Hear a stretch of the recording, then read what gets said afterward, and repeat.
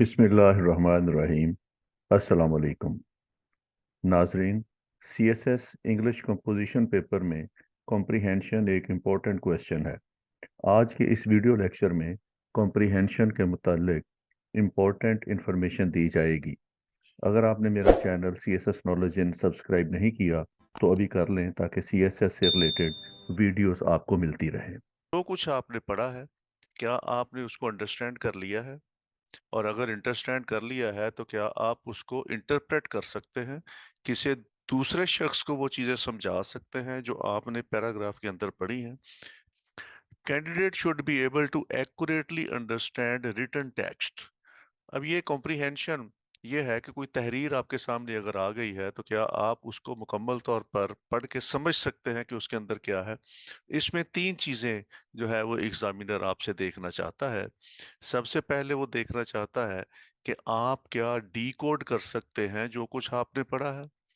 आप उसको समझ सकते हैं? क्या आप उसको समझ के किसी और को समझा सकते हैं?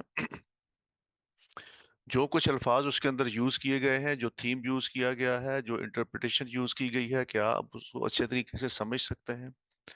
Make connections between what they red and already know.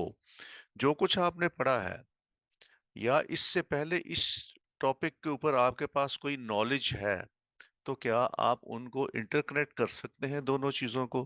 क्या आपके पास अपना जो नॉलेज है, जो अपना एक्सपीरियंस है, जो आपका इल्म है, उसको आप इंटीग्रेट कर सकते हैं with the information given in the paragraph? Third, think deeply about what they have read. जो कुछ आपने पढ़ा है, क्या आप इसको आगे जाके कहीं इस्तेमाल कर सकते हैं? आप इसके ऊपर कोई प्लॉट या कोई इसके ऊपर थीम डेवलप कर सकते हैं?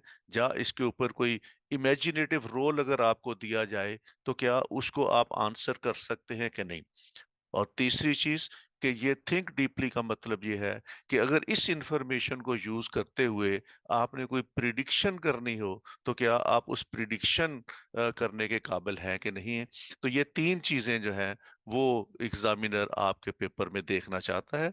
Decoding what you read, make connections between what you read and what you already know, and can you think deeply about what you have read? तो इसको ये है टोटल आपकी कॉम्प्रिहेंशन जो एग्जामिनर आपसे देखना चाहता है आपके रिप्लाईज के अंदर।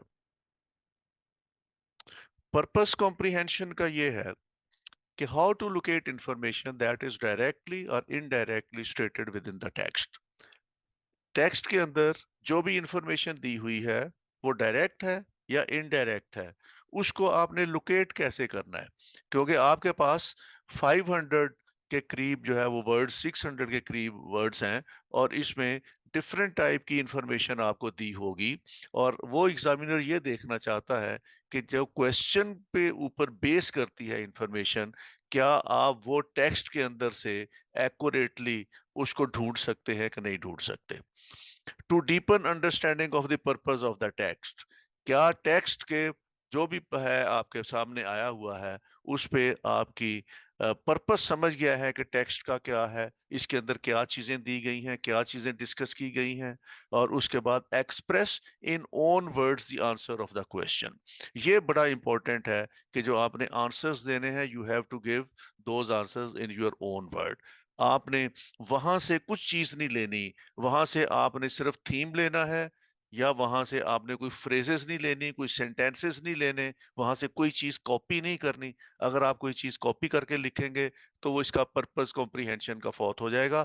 आपने वहां ओरिजिनल टेक्स्ट में से सिर्फ थीम लेना है, बाकी सारा कुछ आपने अपने वर्ड्स खुद, अपने सेंटेंसेस खुद बनाने हैं, और बाकी सारा काम आपने खुद करना है। थोड़ा सा मैं आपको बता दूं लेवल्स ऑफ कॉम्प्रिहेंशन क्या है। कॉम्प्रिहेंशन के 5 लेवल्स हैं, और एग्जामिनर इस क्वेश्चन के जरिए देखना चाहता है कि आप कॉम्प्रिहेंशन के किस लेवल पे हैं। लेक्सिकल कॉम्प्रिहेंशन सबसे पहला लेवल है, जिसमें एग्जामिनर ये देखता है कि आपको वर्ड्स और फ्रेजेस जो यूज किए गए हैं पैराग्राफ के अंदर, क्या उनके आपको अंडरस्टैंडिंग हो गई है, उनके मीनिंग्स आपको सही तरीके से समझ आ गए हैं। ऐसा तो नहीं है कि आपको उनके फ्रेजेस के और वर्ड्स के मीनिंग ही नहीं समझ आए। तो अगर मीनिंग समझ नहीं आएंगे अल्फाज के, तो आप उस पैराग्राफ को समझ ही नहीं सकेंगे। दूसरी अंडरस्टैंडिंग जो है सेकंड स्टेज पे, वो है लिटरल कॉम्प्रिहेंशन, और ये है identification of the theme of the paragraph and main events discussed in the paragraph. क्या थीम समझ आ गया है आपको? क्या आपको जो उसके अंदर मेन इवेंट्स हैं उनकी समझ आ गई है? एंड थर्ड इज इंटरप्रेटिव या इन्फ्रेंशियल कॉम्प्रिहेंशन। और इन्फ्रेंशियल कॉम्प्रिहेंशन या इंटरप्रेटिव कॉम्प्रिहेंशन ये है कि आप उसके डीप अंडरस्टैंडिंग, जो बिटवीन द लाइंस चीजें लिखी हुई हैं या रीजंस और फैक्ट्स दिए गए हैं, वो आपकी समझ में आ गए हैं कि नहीं आए। एंड अप्लाइड कॉम्प्रिहेंशन इज कि आपका जो ओपन एंडेड क्वेश्चन पूछे जाते हैं just to understand, can you think beyond the writing of the paragraph के अंदर जो चीजें दी गई हैं, क्या उसके बियॉन्ड भी आप उसको थिंक कर सकते हैं कि नहीं कर सकते।